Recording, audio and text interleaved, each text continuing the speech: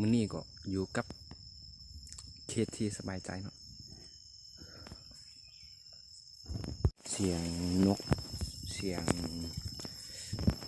มีหลายตอนนี้ก็จัดประมาณ12 โมงค่อยก็ออกมาแต่7 โมงเนาะมันสอหากิน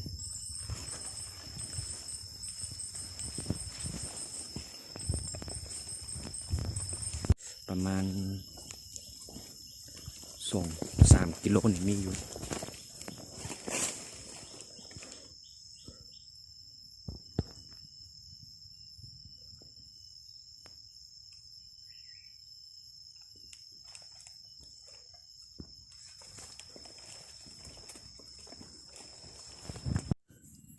มันเดี๋ยวนี้ก็ได้เวลาที่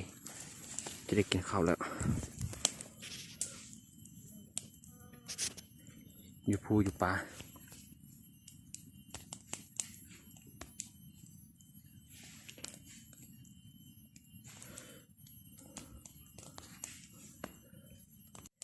มาเลยพ่อแม่พี่น้องได้เวลาที่ว่ากินข้าวแล้วเห็ดกินตอนนี้ก็เวลา2 โมงครึ่ง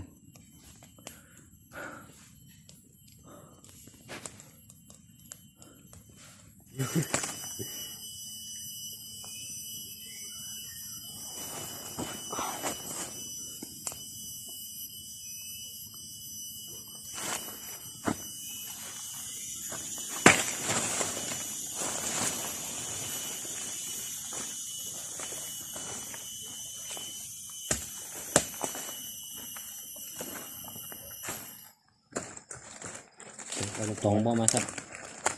จ้าครับนะไม่เห็นปอกนี่นะตัวหน้ามึงนะบ้องนะมือเฮ็ดนี่ไหมเฮ็ดบ้างตักบ้างใช่ไหม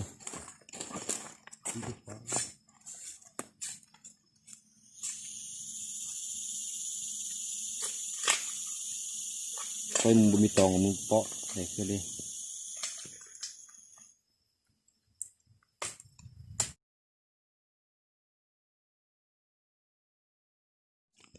ได้เวลา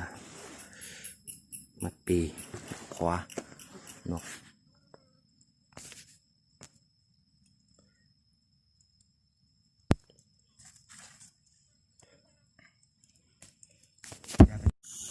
นี่แหละของกินไฟก็หมดแล้วฝนเต็มแล้วจะมาจะได้กินอยู่บ้านนี่เริ่มต้มอีกนี่เลยเริ่มต้มนี่ตามพวกนี้เราจะใส่อยู่ในประตูเนี่ยตอนกินก็จันนุบไปนะตาคูตู้เขาก็หลังเก้านะ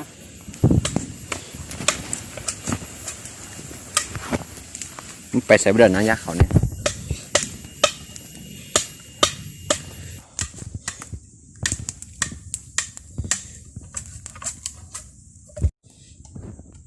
เมื่อย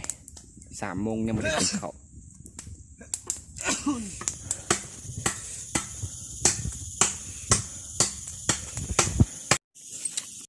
ได้เวลากินข้าวแล้วเนี่ย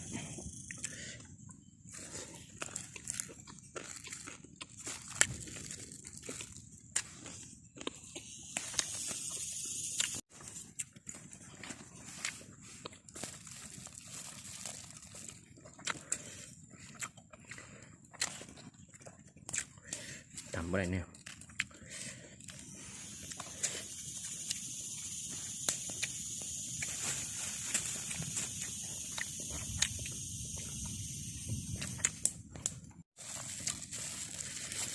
มึงเหลือน้องจะต้องขึ้นได้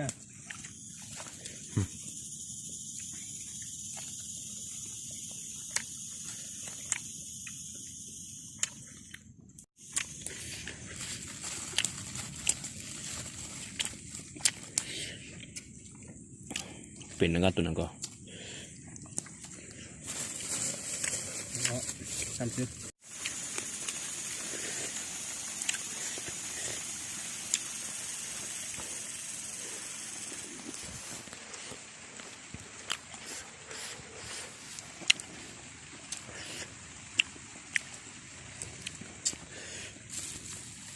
ของดี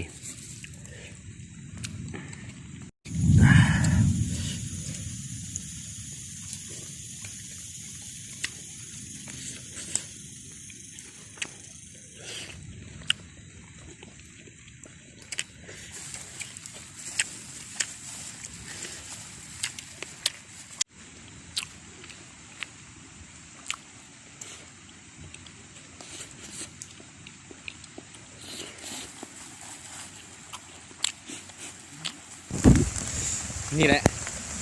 โฟนอยู่ที่ปลา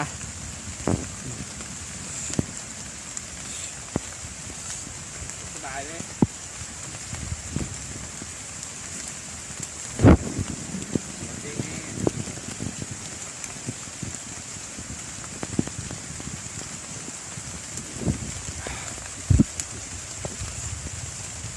ฝนตกเปียกหมดเลย